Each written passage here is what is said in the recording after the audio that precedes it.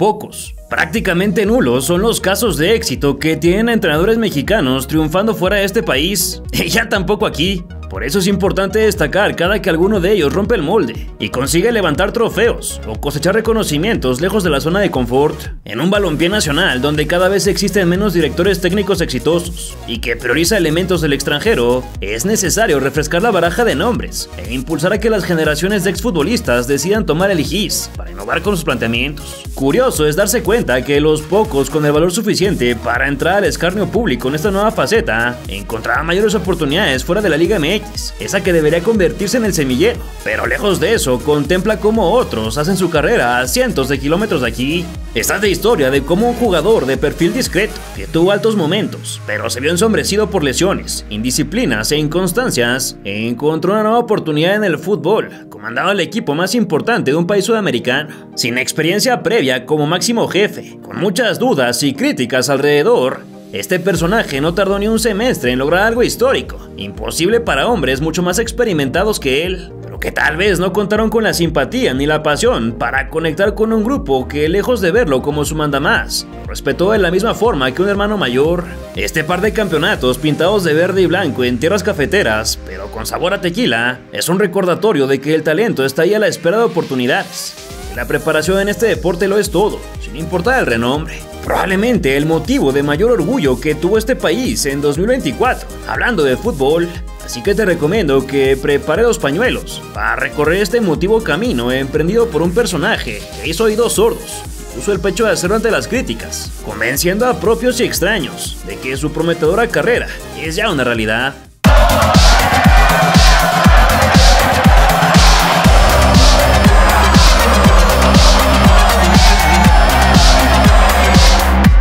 ...22 de febrero de 1988 fue el año en que Efraín Juárez Valdés llegó a este mundo, sin saber que estaba destinado a hacer una carrera en torno al balón. Criado en la Ciudad de México, el muchacho fue dueño de un porvenir brillante como lateral de los Pumas y la selección, donde jugó en las categorías menores y fue parte de la camada de los niños héroes, esos que levantaron la Copa del Mundo Sub-17 en Perú.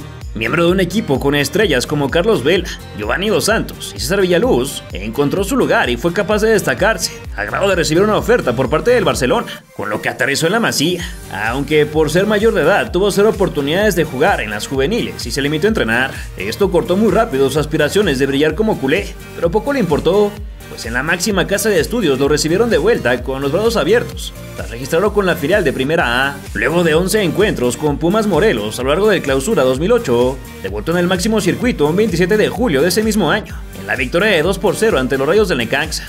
Bajo las órdenes de Ricardo Ferretti, otro de los maestros destacados que tuvo en el banquillo, se coronó monarca del Clausura 2009 y mantuvo sus oportunidades con la verde, llevando a México una importante victoria ante Estados Unidos en las eliminatorias de CONCACAF. El gran desborde suyo que firmó Saba Drácula se convirtió en una de las acciones más repetidas en la memoria de toda una generación, que se sintió más cerca que nunca de Sudáfrica, competencia que se convirtió en plataforma de la un adolescente para regresar al viejo continente. Celtic fue quien se llevó sus servicios, por lo que se hizo acreedor al apodo de Mac Juárez en nuestro país, mientras que los fanáticos allá decidieron llamarlo Efi, de cariño, cuando celebraron un gol suyo en la fase previa de la Champions League ante el Sporting de Braga. Aunque sin muchas posibilidades de desarrollarse, el defensa abandonó a los escoceses para llegar al Real Zaragoza. Tristemente eligió formar parte de la pachanga organizada por varios seleccionados después de un amistoso ante Colombia, en el que se le señaló por ser de los principales organizadores de este reventón que costó la renuncia de Néstor de la Torre. Este fue uno de sus últimos capítulos con la franela de nuestro país, pues al poco tiempo en el que incluso pagó una suspensión de 6 meses, dejarán de llamarlo, dejando saldo de un gol en la Copa Oro y 4 asistencias durante 39 partidos. En España coincidió con Pablo Barrera y Javier Aguirre, pero ni así se pudo mantener, por lo que el América lo reclutó, y aunque no tuvo tanta actividad, festejó el Clausura 2013 antes de irse a los Rayados, donde se convirtió en pieza fundamental del equipo en el que ganó la Copa MX y asistió al Mundial de Clubes de 2013. Luego de finalizar la Apertura 2017, se marchó a la MLS tras firmar en el Vancouver Whitecaps y en 2019 sorprendió a todo el mundo cuando se enroló con el Vålerenga noruego, su último equipo en activo y en el que cambiará su vida al conocer a Ronny Deila, entrenador que luego de su retiro lo incorporó como parte del cuerpo técnico. Sin hacer mucho ruido, Efraín tenía claro su sueño de ser estratega y arrancó como auxiliar del europeo en el New York City Football Club, donde se mantuvo por 86 partidos desde el 10 de marzo de 2020 y conquistó la MLS Cup tras derrotar al Portland Timbers. Inmediatamente fue llamado otra vez por Super Ronnie, esta vez para ir a Bélgica con el Standard de Lieja, antiguo equipo de Guillermo Ochoa, y en el que permaneció por casi un año, hasta antes de enrolarse con el Club Brujas. Toda esta preparación le permitió confiar en sus habilidades y en estar seguro de que no era ningún improvisado, a pesar de que cuando se anunció su llegada para arrancar como máximo responsable de un banquillo a cargo de Atlético Nacional, el más grande de Colombia, las críticas por parte de la prensa y aficionados no se hicieron esperar. Sin embargo, a pesar de las dudas y los despectivos calificativos, el 27 de agosto de 2024 los cafeteros recibieron al que en menos de 5 meses sabría escribir con letras doradas su nombre en los libros de historia. Entiendo las expectativas, entiendo lo que significa venir al club más importante de Colombia, con la grandeza, con lo que ha hecho en el continente, y la realidad para mí es una responsabilidad que sé que con mucho trabajo, mucho empeño y con la colaboración de todo el club, de los jugadores y obviamente la parte más importante, los hinchas, seguramente trataremos de cumplir los objetivos que tengamos o que tenemos durante este semestre. Antes de eso hay que hablar un poco sobre el verdolaga, para entender la importancia y dificultad del reto. Fundado el 30 de abril de 1957 bajo el nombre original de Club Atlético Municipal de Medellín, el Rey de Copas es el equipo más ganador de su país y se le considera como uno de los más emblemáticos de toda Sudamérica. Con 35 títulos oficiales, este club, que jamás ha sabido lo que es un descenso, divide sus glorias en 18 ligas, 7 copas, 3 superligas, 2 copas Libertadores, 1 Recopa, 2 Merconorte y 2 Interamericanas. Cabe mencionar que la estadística ya contempla el doblete que te narraré a continuación. Como buen grande, no está exento de polémica, principalmente por sus supuestos nexos con Pablo Escobar, el famoso narcotraficante que, según las leyendas urbanas, ejerció su enorme poder para influir en la obtención de varios campeonatos, durante una época gloriosa que coincidió con el punto más alto del CAP. Si bien esto jamás se comprobó, la institución ha tenido que cargar con dicho estigma hasta nuestros días, que habían sido inusualmente amargos en la época reciente, pues desde 2022 vivieron en la penumbra, salvo por la obtención de una copa. Luego de su último título liguero, el Atlético no pudo defender su cetro, al quedar fuera de los 8 primeros de la calificación durante el finalización 2022. Esto causó la salida de Hernán Darío Herrera, para que el brasileño Pauto Autotori se convirtiera en el cabecilla. Con él alcanzaron un tercer lugar para la Apertura 2023 y lograron colarse hasta la final, en la que cayeron en penales ante Millonarios. 6 meses después tuvieron una serie de cambios que dejaron fuera al que hablaba portugués, para que lo relevara su compatriota William Amadal, que no terminó el torneo, al dejar su sitio para Johan Jairo Bodmer. Dicha campaña la acabaron en el 5º puesto, pero no libraron el cuadrangular de semifinales, por lo que una vez más se quedaron con ganas de abrir las vitrinas. Ya para la Apertura 2024 llegó Pablo Repeto, uruguayo que venía del Santos Laguna, donde sumó 15 descalabros en más de la mitad de partidos. El panorama no mejoró con el Charrúa, que en su primer torneo quedó 12º bajo una serie de escándalos administrativos que obligaron a la renuncia de Benjamín Romero, directivo que se convirtió en el enemigo número 1 de la afición, mientras que Sebastián Arango tomó el cargo. Un desmadre, como ya te pudiste dar cuenta. Una de las primeras medidas fue renovar la plantilla de pe a pa, con la llegada de nombres como William Tecillo, proveniente de León, Andrés Sarmiento, Jorman Campuzano, Juan Manuel Zapata, Dairon Asprilla, Marino Inestrosa, Kevin Viveros y Alfredo Morelos, además de regreso de 2 ídolos, David Ospina y Edwin Cardona. El equipo mostró rápidamente las mejoras y debutó con victoria de 0-2 sobre Alianza, antes de imponerse al América de Cali y Millonarios en 2 clásicos del fútbol colombiano. A pesar de que cayeron contra Once Caldas e igualaron frente a Águilas Doradas, enderezaron el rumbo ante Patriotas, solo que ni la victoria de 3-1 en la semana 5 sirvió para salvar al entrenador, que fue cesado debido a diferencias con el nuevo proyecto de la directiva. Fue así que los caminos del Atlético con Efraín se juntaron en el momento más inesperado posible, pero con el total respaldo de los encargados de tomar las decisiones, quienes habían estudiado a detalle la carrera del desconocido estratega, que confesó haber llorado cuando se enteró de su contratación. Como bien lo dice el Presi, no soy un improvisado, y normal, que a lo mejor nunca he liderado un proyecto, pero sí les puedo decir que nací en un vestidor. Sé lo que necesita el jugador, sé lo que necesita el hincha, pasado por los mejores clubes a nivel del continente, jugando Club América, Monterrey, Pumas, y no es ajeno Atlético Nacional. Por eso les digo que estoy bastante preparado y listo. Sé dónde estoy, sé de dónde vengo y sé dónde estoy parado. La primera decisión fue armar su cuerpo técnico con un ex compañero que se encontraba de auxiliar con Nacho Ambriz, Luis Pérez, quien dejó la comarca para unirse a este reto, cuya primera prueba será un amistoso ante la América. Las Águilas no jugaron con seleccionados por la fecha FIFA y lo resintieron en el añadido del primer tiempo, cuando el Búfalo aprovechó un centro de Daron Asprilla, aunque la alegría se extinguió 14 minutos después del descanso, debido a un autogol del central Simón García. Álvaro Angulo aprovechó entonces el error de Alan Cervantes para recuperar la ventaja, pero una mano en el área le dio la oportunidad a Rodrigo Aguirre de empatarlo sobre la hora, en el único ensayo antes de la fecha 8. Si a mí me dicen que Efraín Juárez llega a Colombia, lo primero que pienso es que viene a pasear, no a dirigir el equipo más grande del fútbol colombiano. ¿Con qué pergaminos? ¿Con qué historia? ¿Con qué recorrido? La segunda película de un practicante asumiendo las riendas de un equipo importante. Y no le estoy haciendo mal ambiente al nuevo técnico de Atlético Nacional. Estoy dejando las cosas claras sobre las decisiones que se toman en Atlético Nacional, como si se estuviese dirigiendo una guardería. Hombre, si la nómina que tuvo el semestre pasado, el año pasado, no le copió con 7 juveniles a Bodmer, que conoce la idiosincrasia del fútbol colombiano, esta nómina llena de capos, ¿qué le va a creer a un técnico extranjero que no conoce la idiosincrasia del fútbol colombiano y que nunca ha dirigido? Debido a que sus trámites para trabajar todavía no estaban listos, Juárez no pudo salir a la banca y se perdió la victoria de los suyos por 0-2 sobre Jaguares de Córdoba. Un tibio rechace fue aprovechado con fiereza por Kevin Parra, que reventó la red apenas al minuto 5, y a 15 del final Andrés Felipe Román clavó un zapatazo de zurda para resolver el cotejo. Ahora sí, ya con todo en orden, el debut llegó durante los octavos de final de la Copa ante la Alianza FC.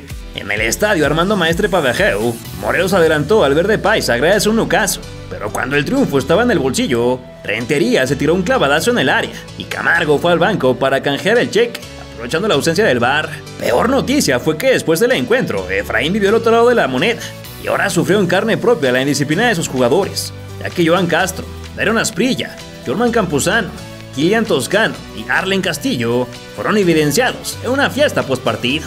Con la directiva envuelta en críticas, la sanción fue de apenas un partido para los involucrados, que se perdieron la vuelta de la serie en casa, donde una terrible pifia del arquero visitante iluminó el camino para que Román tomara el regalito. Todavía no acababan de festejar los que se adelantaron, cuando Jesús Muñoz regresó todo al punto de partida, con un latigazo de área a área, que guardó de primera para irse al descanso con un 2-2 global, que se rompería hasta la segunda mitad, mediante el cabezazo de Tecillo que entró de campana. Gracias a lo realizado por el ex Fiera, los puros criollos sortearon la eliminatoria para concentrarse en la liga, donde Efraín tuvo su primera aparición oficial, con derrota por la mínima ante el Atlético Bucaramanga. Un frentazo de Castro a 20 del final evidenció el mal marcaje y le dio los 3 puntos al entonces Monarca, que dio un golpe de autoridad, mientras que Nacional descendió peldaños y se hundió en 6º lugar. Por si fuera poco, vendría otra polémica, esta vez en la jornada 10 ante Junior de Barranquilla. Partido que el Rey de Copas ganaba 2-0 gracias a un penal de movimiento y a un jugadón de Marino Iniestrosa, que al final quedó en anécdota, ya que al 56 una pelea en las tribunas obligó a la suspensión del partido. Debido a la falta de garantías, la comisión disciplinaria tomó la decisión de sancionar a los anfitriones y les quitó los 3 puntos al cambiar el resultado por 0-3 a favor del Tiburón, en medio de una batalla campal que obligó a los jugadores a retirarse de los vestidores mientras se atendía a los agredidos en el campo. Ante Boyacá Chicó, Atlético Nacional firmó su mejor actuación tras recetarles un 6-2 de alarido. Segundos le tomó a Angulo sacudir las piolas a un Anastasio Girardot a puerta cerrada por lo ocurrido, y 4 minutos después el mismo camiseta 77 prendió un bombazo que lamentablemente nadie pudo celebrar en las butacas, pero que se mereció una tromba de aplausos por la cátedra de golpeo. Sarmiento se unió a la fiesta tras llevarse a robar un balón y cuajarlo como villarista, y Zapata puso el 4-0 al 29 con una maravillosa estela al ángulo que entró impecablemente. Los ajedrezados reaccionaron cuando Támara cerró la pinza, pero esto solo enfureció más al verde, que para la segunda mitad recuperó la distancia en el momento que Morelos se tendió y mostró unas nueces de acero al sacudir el poste sin rictos de dolor. Gómez se hincó para agradecer el segundo de su equipo tras un martillazo en el cajón, y Juárez mentó algunas madres, pero todavía faltaba la palabra de Cardona, que desde el punto de cal selló una gran exhibición para los futuros monarcas, quienes se llevaron las primeras planas por un tema que no fuera extracancha después de mucho tiempo. A Octubre le dieron la bienvenida con victoria de 1-2 sobre Deportivo Pasto. Es una grandísima actuación de Felipe Román, figura del club que apenas se adentró en zona de peligro, prendió la bazuca y estrenó los bailes en la fiesta. Pese a que todo pintaba para ser un día de campo, Moreno regaló un golazo con recorte incluido, antes de patear con tubo, tras haber perdonado en varias ocasiones, parecía terminar en paridad, hasta que una expulsión de Martínez a 2 del final inclinó la balanza a favor de los huéspedes. Y es que luego del rebote, el camisa 6 tocó con fuerza, pero mucha clase, para silenciar el Estadio La Libertad en el minuto 96. Abajo Aguirre, define, salvó Moreno, impresionante Román, golazo. ¡Gol!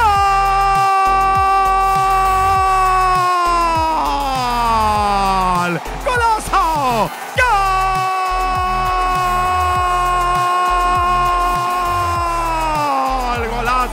Y canten ahora. Si usted es del verde, usted es feliz. Y es como un para pa pa pam pam. Nacional 2, la locura Román. La locura de la noche, este pasto nacional. Y la segunda se la hago con respeto, pero ¿qué tiene que decir usted de ese incidente donde hay quienes afirman que ustedes desde el banco se metieron con la tribuna celebrándole, enrostrándole el segundo gol y se presentó hasta un desperfecto ahí en esta zona del estadio? ¿No le parece que el tema no daba para tanto y para que provocaran a la gente? Gracias. Del incidente del palco no tengo ni idea, no sé de qué me hablas. Estoy con mil cosas abajo en el campo, no lo tengo ni idea, no sé qué pasó, no te puedo mencionar de algo que no sepa qué pasó. Tras una victoria sufridísima, fue momento de jugar el partido pendiente de la jornada 7 ante Deportivo Cali. Estaba por aplicarles una muy similar. Otra vez sin el aliento de su público, el verdolaga rompió el cascarón con un fierrazo de Castro, quien le metió toda la agujeta al balón para 1-0. Solo que ahora fueron ellos quienes descubrieron que el último minuto también tiene 60 segundos, cuando Estupiñán le raspó 2 unidades en una afortunada jugada de Pizarrón. El que pagó los platos rotos fue Envigado, que encajó el primero por obra de Alfredo Morelos, luego de una serie de rebotes que parecían ser lo único por celebrar, hasta que Dorlan Pavón metió un tiro de esquina que Simón García ingresó en propia puerta para irse al descanso. Ante un rival que tenía un gol, 0 disparos a puerta y era el colero de la liga, los de Efraín no podían permitirse otro resultado que no fuera la victoria. Sí consiguieron, gracias a su 9, matar y definir de gran manera con la pata zurda, un pase filtrado por su mariscal. El resultado le permitió llegar a 26 unidades a la institución, situada en cuarto sitio y muy cerca de llegar al cuadrangular de semifinales, aunque ahora debían cambiar el chip y enfocarse en la copa. El rival fue Jaguares, que no metió ni las manos, comenzando por el primer round, en el que nuevamente apareció el Búfalo con un doblete, para dejar en claro su papel de hombre gol. Al 20, el killer de CRT empujó un rechace con acrobacia incluida, y 240 segundos después volvió a apuntarse en la cédula con un fogonazo que rompió el portón tras llegar a 7 tantos en 15 cotejos. En la siguiente jugada, Kaiser Lenis aprovechó que todos seguían celebrando y descontó tras escapársele por velocidad a Tecillo, pero Asprilla devolvió la calma del 78 cuando empujó un rechace del arquero y regaló un par de marometas durante la celebración. Con pie y medio en la antesala por el título, faltaba cerrar la obra en casa, donde Kevin Viveros le metió otro zarpazo al Jaguar al cuarto de hora, mismo que parecía dejar todo resuelto, hasta que Damir Setter sacó agua del pozo, luego de encontrarse un despeje que con gran habilidad convirtió en el empate momentáneo. 4-2 en el global y faltaba la cereza del pastel, vía Edwin Cardona, que se acordó de cuando jugaba en Monterrey y pateó al pórtico de la misma manera, para anidarla de cuero y sortear fácilmente los cuartos de final.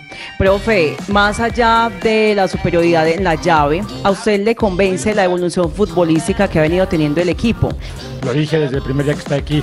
Quiero y queremos, con la idea de juego, dictar el partido en base a la posesión, dictar el partido, ser protagonistas en cualquier cancha, ir a buscar el partido. Después se da o no se da el fútbol, pero la idea y la intención nunca se va a quitar. Entendiendo eso, me parece que el equipo va mejorando, pero vamos de menos a más y podemos dar más, que eso es lo que me ilusiona muchísimo. No es nuestro tope, no es nuestro techo, queremos dar más, nos exigimos más. La mayor complicación, irónicamente, no se presentó en el campo, sino en la carretera, luego de que el goleador Morelos fuera detenido por manejar en estado de ebriedad y provocar un accidente. Cuando se dirigía al entrenamiento, en un tramo conocido como Curva del Gordo en la vía T, Aeropuerto Llano Grande, el delantero libró la tragedia al ser partícipe de un choque que involucró un camión a un motociclista, mismo que tuvo que ser internado por lesiones graves. Provocaron la detención del jugador, quien se disculpó en un comunicado. Vaya que la liga colombiana tiene muchas escenas bastante bizarras. Superada la eliminatoria y también ese escándalo, fue momento de medirse al Fortaleza, que solo aguantó 4 minutos en dicho estado, antes de que el Eto'o colombiano se hiciera grande con una diagonal matona, misma que valió el triunfo pese a que jugaron todo el segundo tiempo con un hombre menos, tras la expulsión de Angulo. La victoria fue un impulso anímico para llegar a las semis de la Copa Colombiana, donde tocaba un capítulo más del clásico paisa, frente a Independiente Medellín. Esta vez a los de Juárez tocó abrir en casa, en el que saltaron a comerse a su rival. Se adelantaron por obra de Andrés Sarmiento y una pieza de museo tras rematar de taconcito a un jugador por la banda de Iniestrosa. El poderoso de la montaña no pudo recuperarse del impacto y en el añadido encajó el segundo, que le dio más peso a la losa, tras una pena máxima de Pablo Cepelini, alguna vez jugador de Cruz Azul. Previo al juego de vuelta se efectuó el cierre de la campaña regular liguera, a la que le restaban 4 exhibiciones. La primera ante Santa Fe, que cortó la racha de 5 victorias por parte del verdolaga. Una vez más Viveros confirmó su gran momento con un tiro cruzado al minuto 3, pero su impacto fue muy pronto en el juego, y los de casa se durmieron al grado de que Julián Millán igualó el 27 con un portentoso cabezazo que batió el legendario Spin. Al final de la partida, ambos estrategas fueron a darse la mano en un gesto en principio amable, que al final terminó en enfrentamiento, aunque ninguno quiso hacer mayor el escándalo. Profe William, buenas noches. Profe, primer detalle que ocurrió al final con el profe Peirano. No, nada, nos saludamos, nos felicitamos. Me agarró un poquito fuerte la mano, está fuerte, se ve que hace gimnasio, trabaja durante la semana. Y nada, cosas de fútbol, no hay nada que asustarse. Profe, antes de hablar de lo futbolístico, ¿qué nos dice usted de ese detallito que al final alcanzamos a ver entre usted y el profe Juárez?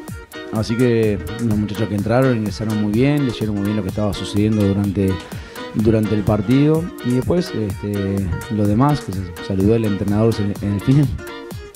El 1 por 1 se repetiría 2 cotejos más, ahora contra el Deportivo Pereira, nueva víctima del jugador del momento, un prodigioso número 19 que aprovechó sus oportunidades y de punterazo desató el estruendo en el estadio Hernán Ramírez Villegas, ese donde México doblegó 23 años atrás a Uruguay en unas semifinales de Copa América. Ahora fue una chamonada de Marquínez la que evitó el triunfo, luego de que se le enredaran los pies al tratar de salir jugando, que aprovechó Quiñones para la equidad. Llegaba el momento de medirse una vez más a Independiente, esta vez en Liga, no hubo festejos a lo largo del primer tiempo.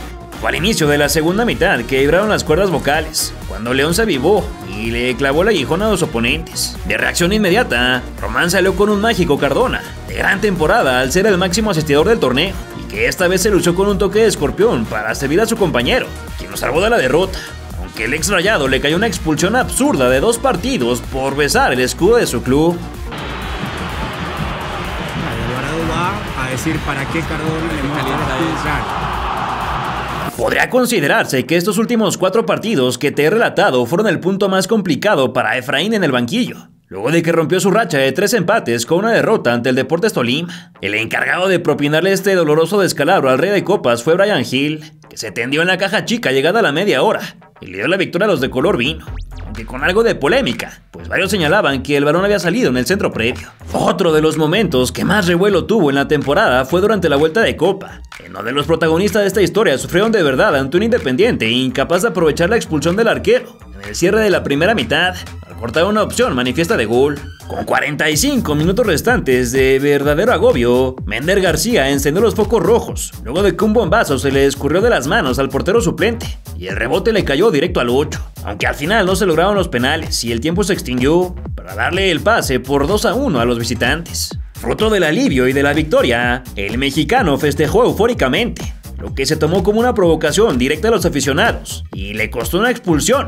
en medio de todo tipo de reclamos. La cacería de brujas por parte de la prensa colombiana no se hizo esperar, con hinchas esperándolo afuera de la conferencia, por lo que tuvo que salir escoltado por la policía. Con respeto, que no está tratando con un delincuente. Usted no está tratando con un delincuente, con respeto, señor. Y usted también tiene gente por encima suya, policía, ¿o yo? No me lo empuje, pero no me lo empuje. Con respeto, con respeto, con respeto.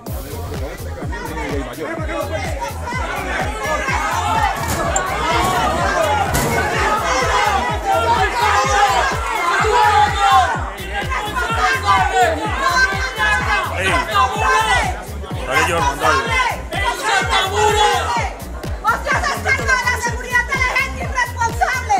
Más tarde, el mexicano aseguró que su gesto no fue para mofarse de la gente y ofreció disculpas inútiles, luego de que le extendieran una inverosímil y ridícula sanción por parte del cuerpo policial que le prohibió el acceso a cualquier estadio del país por 3 años, al considerar que alteró el orden público. Creo que nada, los que estamos abajo, los jugadores junto con todo el cuerpo técnico, nosotros estamos en unas palpitaciones tremendas. no sé, si me hubieran tomado la presión, yo creo que me explotaba seguramente. Entendiendo eso, nunca fue mi intención.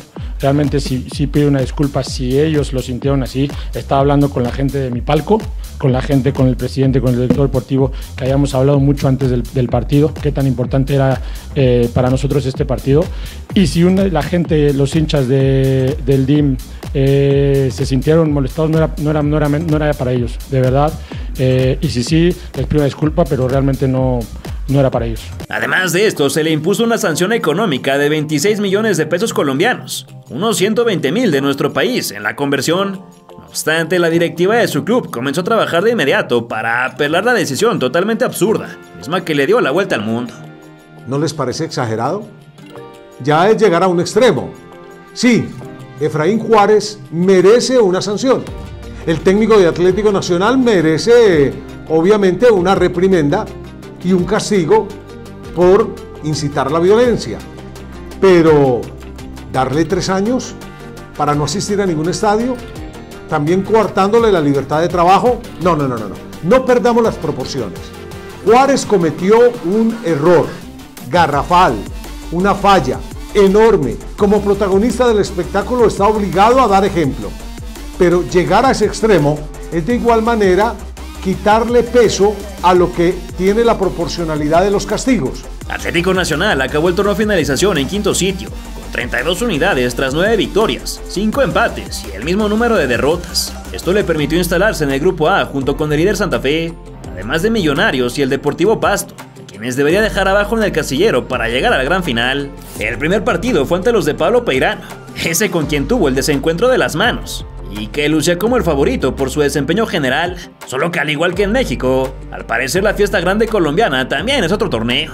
Apenas al minuto 6, Ortiz le disparó a los suyos en el pie cuando se hizo expulsar, y entonces los de Efraín vieron su oportunidad de dar un verdadero golpe de autoridad, gracias a Sarmiento, que frotó la lámpara y al 26 recibió el primer deseo del genio Iniestrosa. Fruto de esta acción, Juárez volvería a ser expulsado por otro festejo cargado de energía, que nuevamente fue interpretado como una provocación, por lo que se marchó del campo en medio de aplausos y haciendo el gesto de que lo tenían esposado, debido a la dureza de la liga colombiana. Claramente esto estaba bien planeado por el técnico nacional, y vaya que nos encantaría verlo hacer estas cosas en la liga mexicana. Nos hace mucha falta. Bueno, y ahí está el técnico de Nacional. Tito se despide de su hinchada.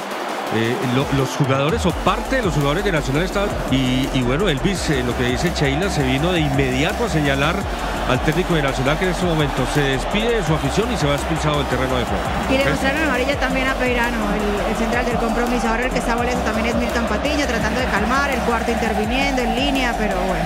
Por este hecho no pudo ver el calcetinazo sublime de Marino, que desde fuera del área batió a Mosquera Marmolejo. También construyó la siguiente a Diana al escapar por la parcela, provocando un rebote para su socio, que se agenció el doblete y lo fue a bailar en un primer tiempo de ensueño, pero por la Roja Aguirre, que dejó paridad en cuanto a hombres. Ni así, la máquina verde quitó el pie del acelerador y al 69 logró el cuarto tanto gracias a un autogol de López, pero que Castro sellara la manita 20 minutos después, al llegar puntuada a la cita desde el banderín derecho. Luego de lo sucedido, el mexicano siguió contando con el apoyo de su directiva, concretamente del presidente Sebastián Arango, quien aseguró que muchos de los ataques al entrenador se debían principalmente por su nacionalidad. También el alcalde de Medellín, Fico Gutiérrez, emitió un llamado a la cordura y pidió sentido común al calificar las expulsiones como algo absurdo. La siguiente afrenta fue una visita al Deportivo Pasto, sin el Azteca en la banca, quien miró desde fuera la victoria cosechada por Guzmán, luego de que Cepelini le pusiera todo en bandeja de plata. Este cepillazo colocado fue solo una de las buenas noticias, pues el comité disciplinario de la DIMAYOR acortó el castigo de Juárez para que pudiera saltar al banquillo contra Millonarios, el segundo lugar del grupo. A la par, la policía de Medellín seguía molesta por la exhibida que les dio el alcalde, tras llamarlos exagerados. Y mientras la revisión seguía en proceso, el estratega recibió un espaldarazo hasta de la leyenda Carlos Valderrama, quien le pidió seguir con sus festejos. Eso es racismo. Sí, eso es racismo. En Colombia y en todos lados. Y eso no es aceptable en ningún lado. Yo creo que el trato al ser humano tiene que ser igual y en todas partes del mundo. Muchas gracias. El regreso de Efraín Juárez a la acción solo fue para sufrir un decepcionante tropiezo ante el Ballet Azul, que honró su mote y en 180 segundos tiró el primer paso, gracias a un regalito que Castro se llegó a tomar para definir como todo un crack mediante su escopetazo al recoveco. Los puros criollos parecían despertar gracias al camisa 18, que fiel a su estilo se echó al equipo al hombro y entró a la zona clave, como Pedro por su casa, para empatar las acciones antes de la media hora. Con la equidad y poco espacio para los errores, el segundo tiempo fue apretado hasta que Silva recuperó la ventaja para los de casa, que pegaron desde el vértice, y con eso se llevaron los 3 puntos que dejaban en una situación muy complicada a los verdiblancos, pues deberían jugar sin Román el siguiente partido, debido a una roja en el último minuto. Inmediatamente hubo revancha en el Superclásico, pero una vez más los embajadores fueron un hueso duro de roer y se salieron con la suya en un duelo donde su rival estaba urgido de ganar para recuperar la cima perdida en el duelo anterior. Angulo hizo la tarea cuando aprovechó una serie de rebotes que firmó con TNT, pero con mucha polémica una caída del Tigre Falcao se castigó como penal, convertido por el propio Radamel, aunque en la jugada que se sancionó estaba adelantado, por lo que Atlético Nacional perdió una oportunidad dorada de recuperar el control de su destino. Con 2 partidos restantes, el verdolaga estaba obligado a ganar y esperaba que sus rivales tropezaran en algún cotejo. Su siguiente reto otra vez fue el Pasto, que no fue pieza y volvió a perder, esta vez 2-1.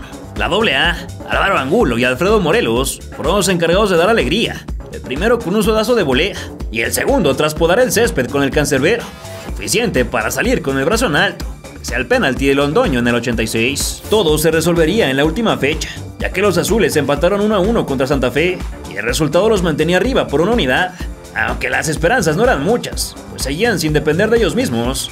Los de Juárez saltaron con la confianza intacta al terruño de su rival, un ojo puesto en lo que ocurriera a 800 kilómetros de distancia. Apenas pasó un cuarto de hora cuando Sarmiento tomó la genialidad de Crackdona, sin dejarla caer batió al cadenero rival.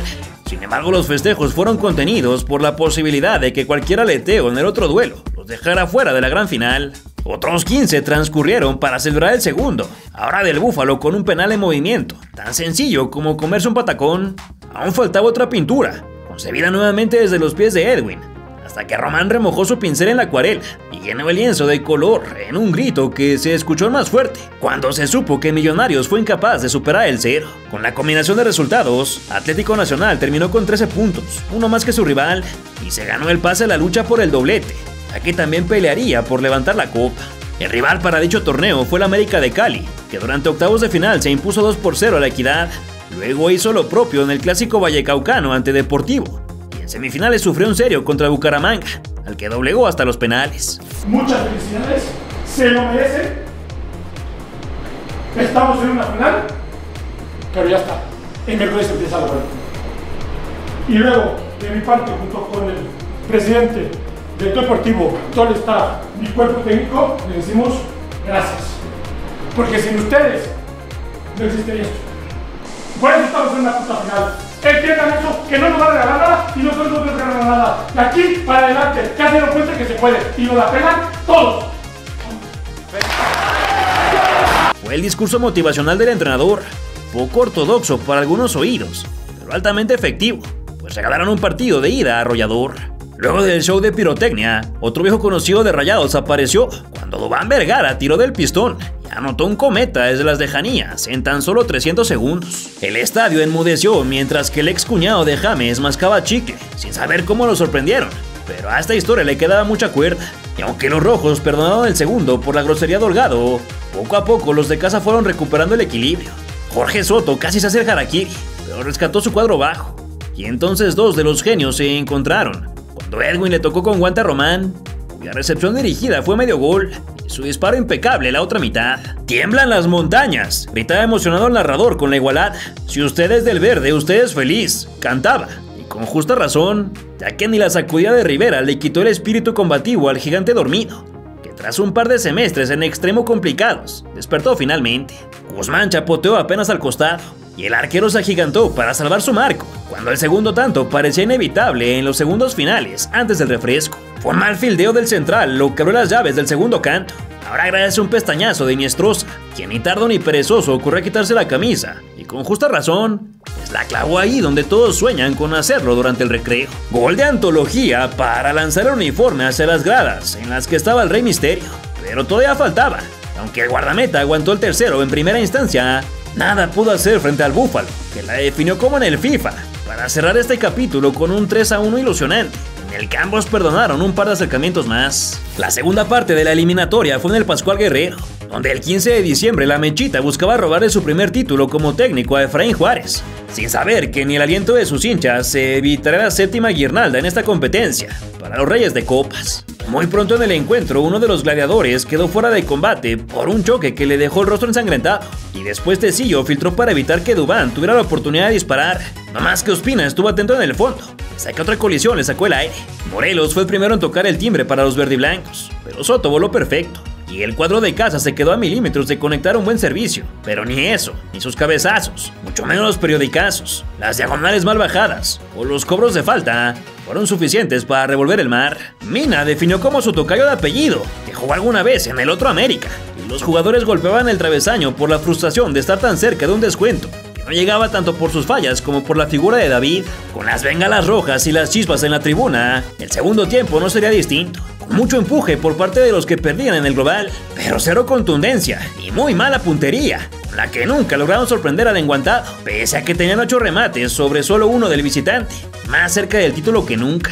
Al Búfalo le aventaron hasta una botella, que hábilmente atrapó, y el público estaba desbordado arrojando pólvora y todo tipo de objetos a la alfombra, lo que obligó a que Atlético Nacional se resguardara en los vestidores luego de los hechos, que obligaron a la suspensión del partido. Por este motivo, los organizadores decidieron desmontar la tarima y entregarle la copa en el camerino al presidente del club, por lo que el festejo bajo los gritos de "Mexicano, mexicano" quedó como un momento íntimo, en el que las lágrimas no faltaron.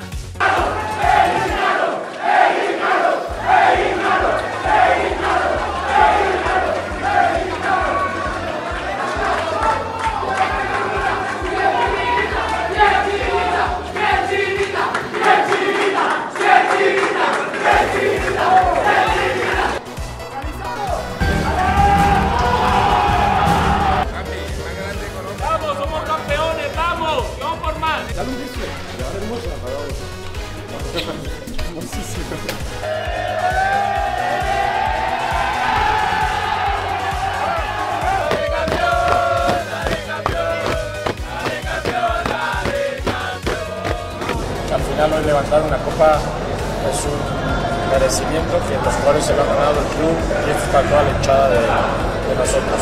Tenemos una final de liga importantísima contra un buen rival y bueno, el sueño, es un sueño, será levantar las dos. Y ahora sí, restaba lo más importante, conquistar la liga, y con ello igualar lo obtenido por Juan Carlos Osorio, el único capaz de lograr el doblete.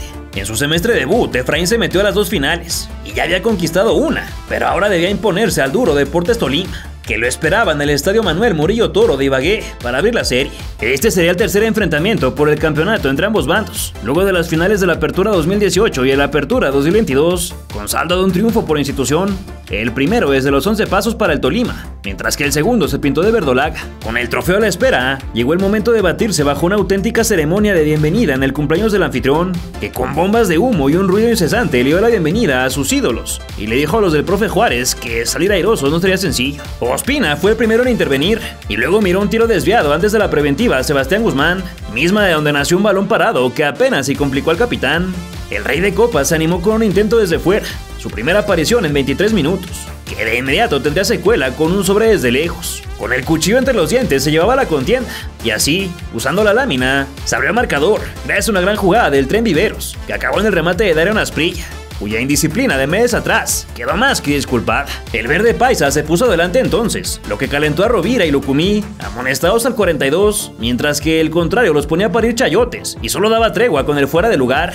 Una barrida puntual cortó la contra que esperanzaba para el empate, y abajo la saga se multiplicó para que solo mediante disparos lejanos hubiera algo de peligro por parte de los locales, cada vez más angustiados. Acabando la charla táctica, se notó la sacudida en los que perdían, que saltaron insistentes para buscar el empate, y si no lo encontraron rápidamente fue por los espejos del de gris. El equipo de la tierra firme cosechó una amarilla para Angulo. No obstante, el costo fue que ese jugador también viera el cartón, y luego fue Guzmán el que se unió a la lista, aunque por la cartulina previa dejó a sus compañeros con inferioridad numérica en un momento crítico. Joan Castro fue elegido para ingresar por Cepelini, y el hombre menos no se notó en el momento, pues con velocidad los visitantes contrarrestaron la presión e incluso estuvieron cerca de ampliar los dígitos. Sin embargo, tuvo que llegar una genialidad para romper el cerrojo, cuando a Ramírez se la bajaron de pecho y reventó la de cuero. 1-1 con 15 más en el reloj, y la misión ahora era mantener el resultado. que ya no se movió pese a que Tolima tuvo un par de acercamientos más, que solo fueron para asustar. No faltó el conato de bronca que dejó al técnico pidiendo explicaciones. Y así, entre pleitos y emociones a flor de piel, todo quedó pendiente para el 22 de diciembre, fecha pactada para el final de esta historia. Muchachos, el ambiente está perfecto, la cancha está perfecta. Nada nos va a detener a cumplir nuestro objetivo, muchachos. ¿Y saben por qué? Porque este equipo y esta familia no tiene techo. Espera. ¿Estamos todos? Con presencia exclusiva de los fanáticos locales, que no guardaron nada en sus gargantas, y con la fiesta de serpentinas, arrancó una definición que duró solo 5 minutos en paridad, antes de que el tanque Morelos derribara la casa con todo y los 3 cochinitos adentro, tras un soplío de viento que le trató los hilos al balón.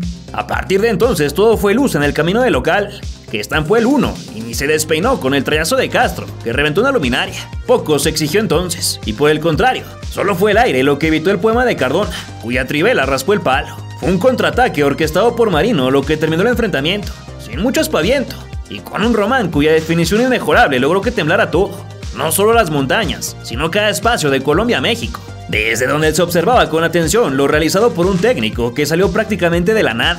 Una locura total, rezaba la narración a la par que Luisito Pérez abrazaba a su ex compañero, y ahora jefe del banquillo, que se dio el lujo de regresar la pelota como en sus antiguos tiempos, luego de una tajada de los suyos. De no ser por el de Rosa, mínimo se hubiera festejado un tanto más, mientras que del otro lado eran centímetros lo que le quitaban su única optativa a los de Vino y Oro, desaparecidos en la cancha y con solo 45 minutos para tratar de darle la vuelta a la situación. Con la pirotecnia estallando en el cielo, los de casa tuvieron un aviso en el segundo tiempo, y después alejaron el peligro, que no era mucho salvo por un zapatazo por arriba de la vara.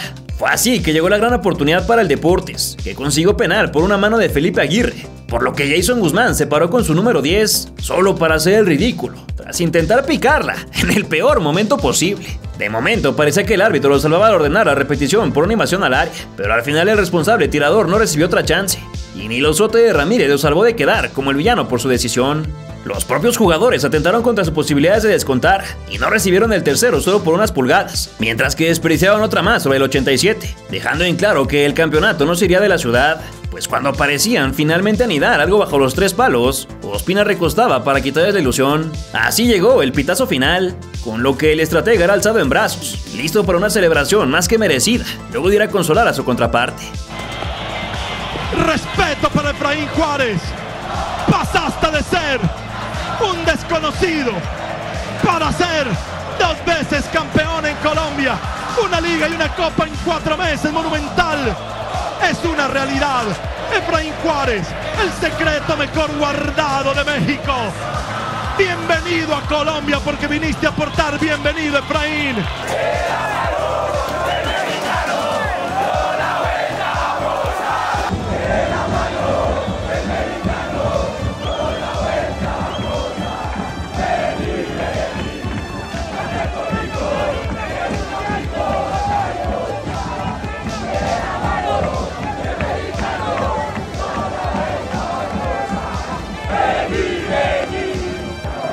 Soy muy efusivo en el día a día, pero en esto soy bastante tranquilo, porque voy con muchos pies de plomo. Feliz por estos señores, por esta hinchada. Vine a poner mi granito de arena y gracias a Dios se ha dado todo. Estoy bastante tranquilo, quiero ir a descansar, quiero estar tranquilo. Fueron 4 meses de no dormir, de llorar, pero bueno, creo que todo valió la pena.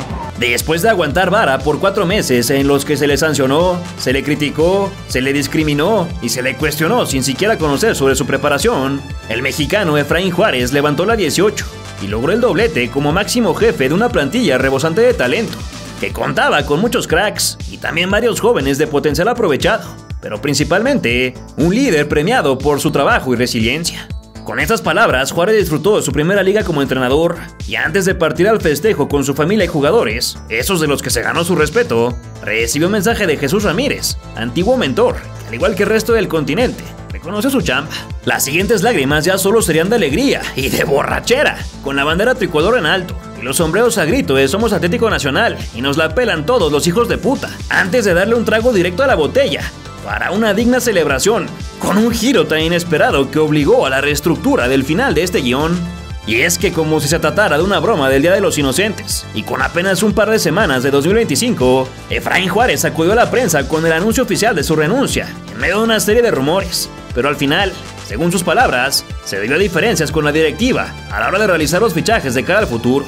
Mientras que el estratega se encontraba preparando de cara a un año movidito con Copa Libertadores incluida, los altos mandos y él no consiguieron en la logística para incorporar jugadores, misma que molestó al ex lateral, debido a que no se le avisó de la llegada de algunos elementos como Billy Arce, Faber Gil y Mateus Uribe, con valentía y atrevimiento. Tal como se caracterizó su corta pero exitosa gestión, fue de la manera en que terminó la aventura del ex Celtic, quien será recordado en el país cafetero gracias a sus desparpajos, polémicas, eufóricos festejos, extraordinaria transparencia, energía explosiva y coloridas charlas motivacionales, pero principalmente por formar ya parte de las leyendas del fútbol mexicano.